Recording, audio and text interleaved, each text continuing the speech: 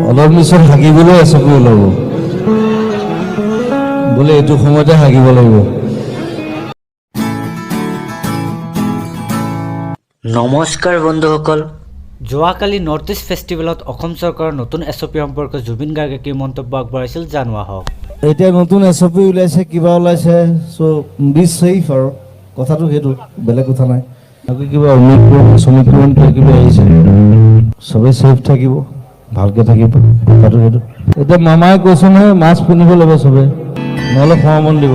মই আজি ভাবিছিলোঁ বোলো মাস্ক পিন্ধিয়ে গাওঁ নেকি আজি, অলপ দিগদাৰ হ'ব বাৰু, গোৱা নাই আজিলৈকে। মন যায় ন, চব কৰিবলৈ মন যায়, কিন্তু এতিয়া মন যায়তো বন্ধ কৰি দিছে ন কৰোণাই।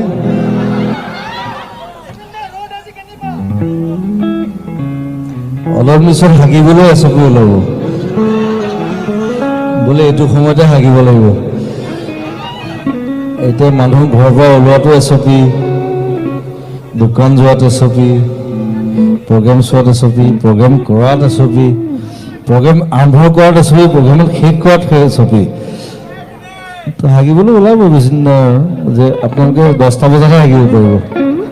ছবি প্ৰিপেয়াৰ তথাপি নতুন বছৰটো ধুনীয়াকৈ যাব লাগে আৰু বেলেগ কথা নাই, ভাল হ'ব লাগে চবৰে। জয় অসম। হয়, মই পলিটিচিয়ান নহয়। জয় জুবিনদাৰো ঠিক আছে বাৰু, জয় তোমালোক, জুবিনদা নহয়। মোক তোমালোকে জীয়াই ৰাখিছা, ৰাইট। থেংকছ ফৰ ৱাচিং।